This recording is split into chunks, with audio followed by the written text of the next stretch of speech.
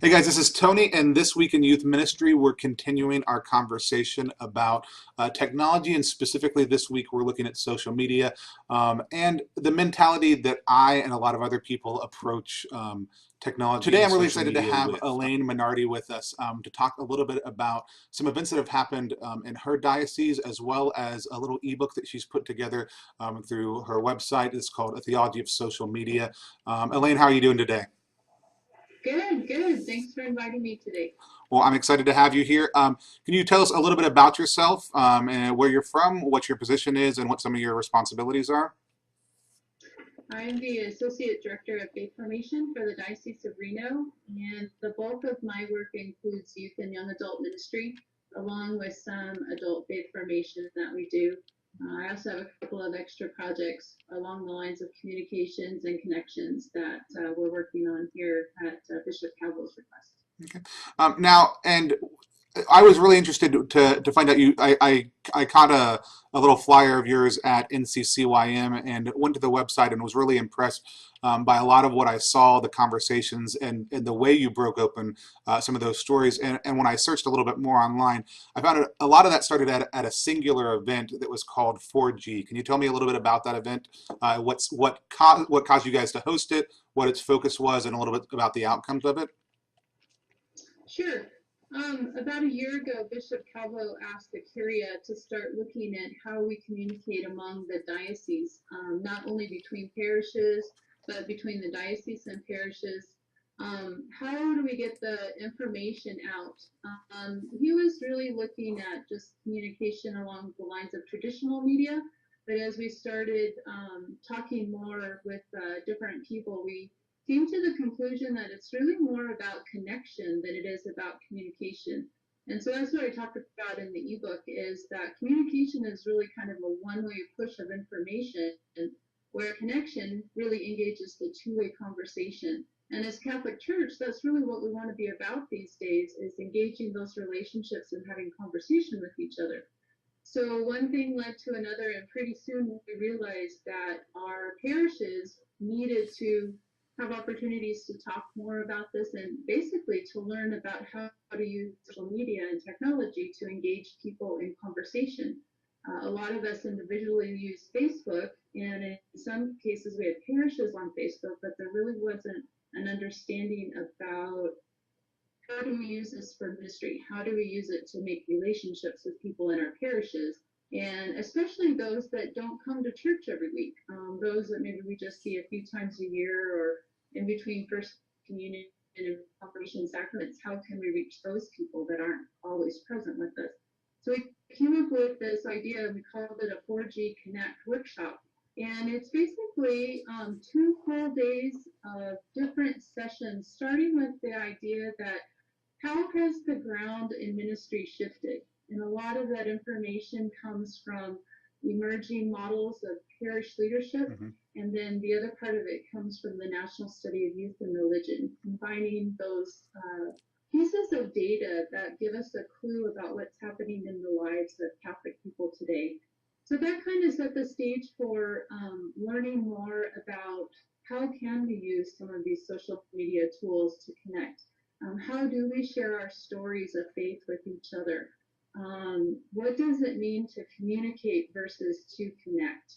Hmm. And then brainstorming what are the possibilities that we can engage in and envision for the future. We spent some time with our parish staffs and our priests and ministry people actually having an internet playtime where we sat down and helped them create a Facebook page or helped them create a Twitter account. And then we had one of our priests come in and he uses social media for just about everything he can in his parish. So it was a good example of Hmm. a real life practical approach. And then finally, the last piece that we did was what do we need to be aware of? What kind of guidelines are out there that we need to put in place to safeguard our young people and all of those vulnerable people that we might encounter on the internet? So we used the technology guidelines put out by NFCYM and really went through those to help us understand better what we need to be aware of when we use these social media tools. How can we be a positive presence and also a safe presence? Awesome. Now, what have some of the outcomes been for you guys as a diocese? You guys have had this great conversation about communication versus connection, which I think is absolutely great. And you already had some parishes that were embracing this. You talked about the pastor who came in. What has the response been by your lay leaders, by your pastors? How has this changed the way that they're connecting with their parishioners? We launched our first blog about a year ago, and we've seen a 950% increase in participation of people that we had no idea were even out there. We started Facebook pages at the same time along the lines of different areas of ministry, such as vocations, young adult ministry. Several parishes created their own Facebook pages. We have a couple of priests now who are blogging, and we've gained, I think I could say easily 10 parishes that have created their own Facebook pages and are now starting to have a presence. So they're making video casts of priest homilies. They're putting written homilies online. They're putting their bulletins out there, and then they have all of the standard information, location and mass times, and here's what we have to offer. A couple of our parishes are using Flocknote, which is becoming more popular to just get the word out. Mm-hmm. Like yesterday, we had a parish that said, please, anybody come, we have to stuff the Christmas cards today. And 4 people showed up like instantaneously Wow. because of that little announcement. So yeah, we're seeing a lot of really great response. Very cool. And a lot of people want to kind of make the statement that the technology allows people to be lazier and basically to not come in instead of gathering. And I know that I responded that I think for youth ministers that's not how we function or how we think. We love to get together we when we get a chance. But I think it's a valid concern that they bring up sometime. Have you guys experienced that at all, or do you think you guys have experienced the opposite, that they get a taste of things and it's really driving them to want to come in and want to experience what they didn't know about before? I think it's kind of both parts of it, although I'd say that the being lazier part and not showing up is very small. Those are people who were not really motivated in the first place to show up. Mm-hmm. But a presence in social media and engaging that conversation has actually shown people of all ages, not just young people, but everybody, that our diocese, our parishes are really interested in where they are and what's going on, that we care enough to be present in a world where they are already present. And so now we've shown up and they're taking notice and they're like, wow, maybe the parish really does care Right. about me. Maybe the diocese really does care what I'm thinking and living and experiencing. So I think it's had a really positive effect. Okay. That's been my experience also. But I always think it's good to get feedback from outside places. And I agree. I think the people who kind of use it as an excuse to not come, we're already going to not come, and this just happens to be their excuse a lot of the time. One of the things that I really loved that you highlighted in your ebook was how the average age of parishioners connects with the increasing market on Facebook. Could you talk about that a little bit? Sure. Some of the data that we have been looking at is that the average age of a parishioner in an American Catholic church is 64 years old. The fastest growing age group on Facebook is 18 to 24 years old, but the second fastest growing age group on Facebook is 55 plus. So when we compare that 64 years old to the 55 plus on Facebook, we know that people in our parishes are on Facebook. Those older adults or middle-aged adults really have a desire and interest in being there. So we can connect with them. And ironically enough, that's also an age group that is sometimes not very active physically present in our parishes too. So we can engage them on Facebook. Maybe we have an opportunity to get them back Hmm. to come on Sundays, to come engage in our parish programs in person. And one of the things I'd love to know is what's one of the ways you think that parishes what's one of the biggest things you think they're missing as far as social media usage? I think a lot of pastors and a lot of youth ministers have a lot of preconceived notions of here's what you use Facebook for, here's what you use Twitter for. What's one of the most interesting or unique things you've seen people use it for that you think a lot of parishes may not be thinking about as a way that you can use a social media platform? One of the things that I really like and I'm interested in exploring more now is Pinterest. And how can we Mm, use something like a visual pin board for catechesis, for teaching about faith?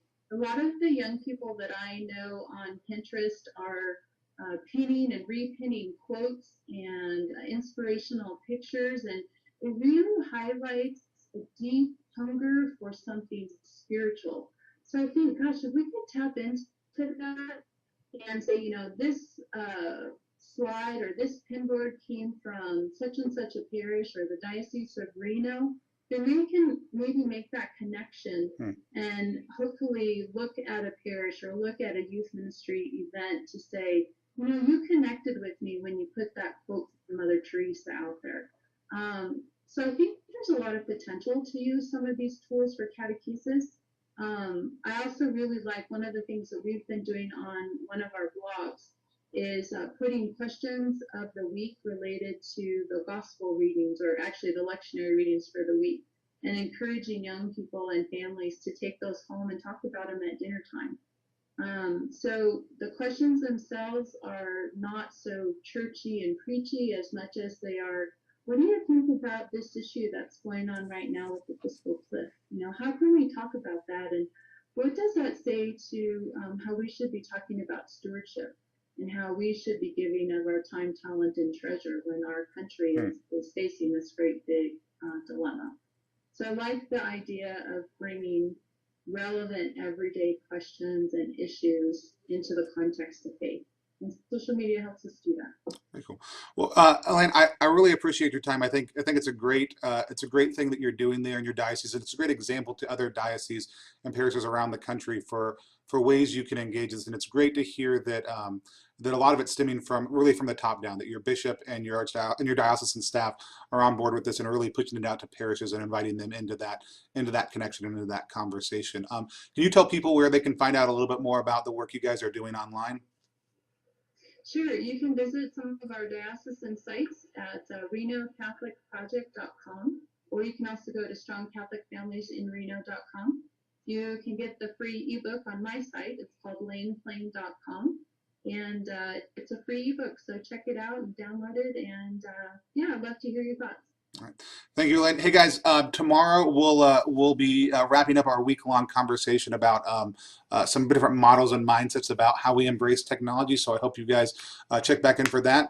But I hope you guys go out and read the ebook. Also, I know it was great for me and something I've forwarded along to a lot of my peers also too. So looking forward to finishing up this conversation, even though I know it's one we'll come back to probably a couple more times in the next year. God bless, and we'll see you guys tomorrow.